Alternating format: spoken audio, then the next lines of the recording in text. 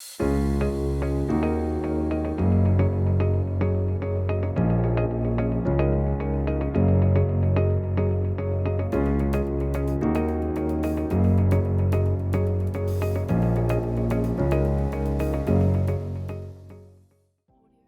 Meg. How are you?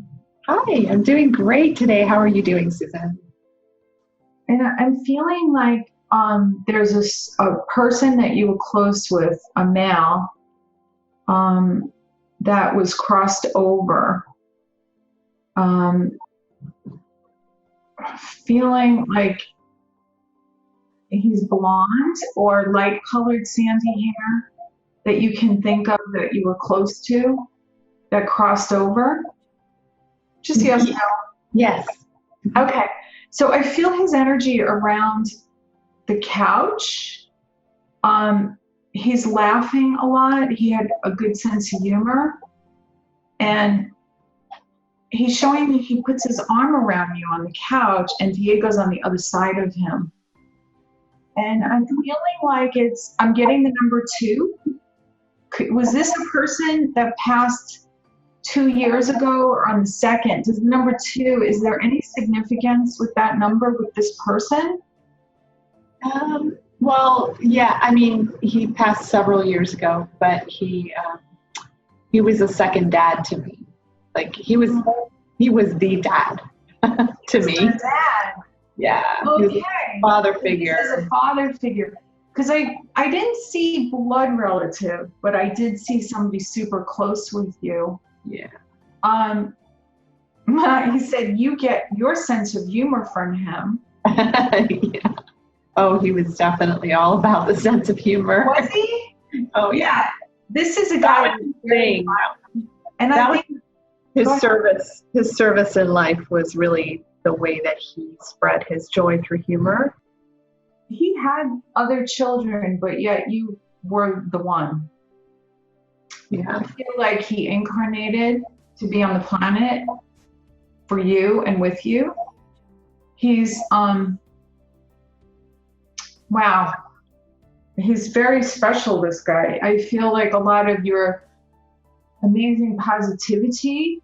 He's showing me the number 7. He had 7 children. And I was, the 8th adopted one. So, wow. And he told me all the time how special I was. I mean, this was like daily basis. He called me every day. Oh, I miss him a lot. I love this guy. Yeah. This guy was, he was almost like an angel, that incarnated he said, I incarnated for this special one, meaning you. He said, that's why he was here. He said, he had some trouble with the other kids. There was one particular that he had a lot of trouble with. I'm feeling like drugs or alcohol, but he knew it wasn't his fault, but it made him sad. Oh yeah. He said, but this is the one. He's showing me a car. Did he have a particular car that he liked that he gave you? Or was this a car that he was into, meaning like he'd be working on it? Or was this a gift to you at some point? Do you remember anything about a car? You do? Yeah. All right, yeah. tell me. There was an antique Corvette. I was one of the few people he would allow to drive it. And he said he never left you. He's always been with you. Was it his heart that stopped? Yeah, lungs and heart. Yeah, he said, my heart just stopped. And he said, I went peacefully. He said that I just drifted off. And he goes, the only thing that he felt was sad that he couldn't be at this event in person, but he's telling me that she's fine, she's got this. That's what he just said. The man that was your father, did the woman that he was married to, she cross over too, or was that your mother? She crossed over too? Yes, she did. Okay. Because he's showing me that she's with him. And I got confused because I think once we spoke and I knew your mother was living. So he's showing me that she's with him. Does the name Thomas mean anything? T? Thomas, yeah. What? I mean, my ex-husband was Tom. Oh, okay. He said he kind of always knew that he wasn't for you. Does that make sense? Yeah. Okay. He says I'm comic relief for her. He so is. He's so funny. He makes me laugh every day. And this person, the father, he said, hang in there, kid. Just like that. He called you kid. Mm-hmm. Did he give you a necklace? Yes. A gift? And you still have it? Yes. Okay. He said, he goes and he put his energy into that when he gave it to you. And he said, even if you're not wearing it, carry it in your purse. Okay. Yeah. He said, it's like a protection for you. But he literally has your apartment lit. Like he watches over you. In every corner, there's a light of protection. And he said that once, no, he said twice, you saw him after he crossed.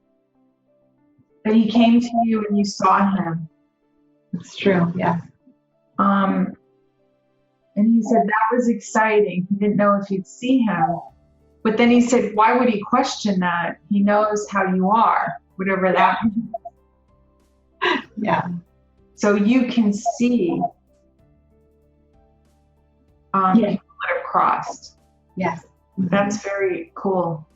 Yeah, it doesn't happen very often anymore. It used to happen a lot, but. Did he have an issue, Diego, with a back tooth when you brought him to the vet? Yes. And he said, thank you for fixing that. He said that it hurt him. And he didn't get that cared for before. Yeah. So he's grateful. Anything else? Do you have any questions for him? Yeah, the doctor is pretty certain that he has like a brain injury or some kind of injury. Do you get spinal column, but it doesn't hurt. Okay, but do you get anything on what happened to him?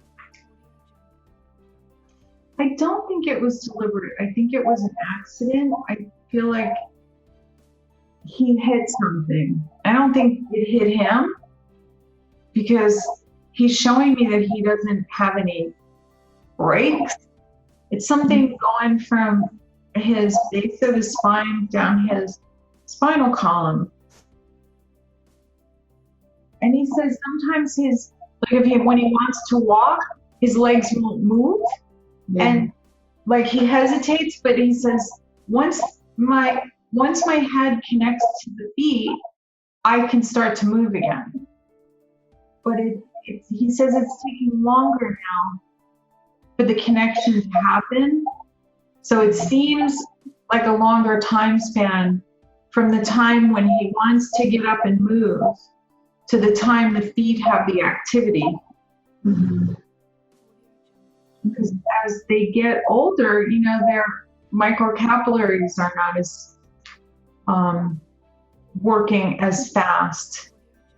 And you could put hands on him and give him, energy, which you do. Yeah. And everything starts working again. So. Yeah, that's all consistent with what the doctor said, that it was a brain stem injury. Brain injury that was causing the back legs to do that, and you're exactly right on in that they are just getting worse right now. So yeah, it makes sense that he's aware of there's a connection. It's just taking him longer to kind of make that connection because that's how it appears. So yeah, that's really helpful. Good. But he says he doesn't have pain, so, and he's got quality of life. And Yeah. he said that don't even think about it. He's not ready. And you'll know.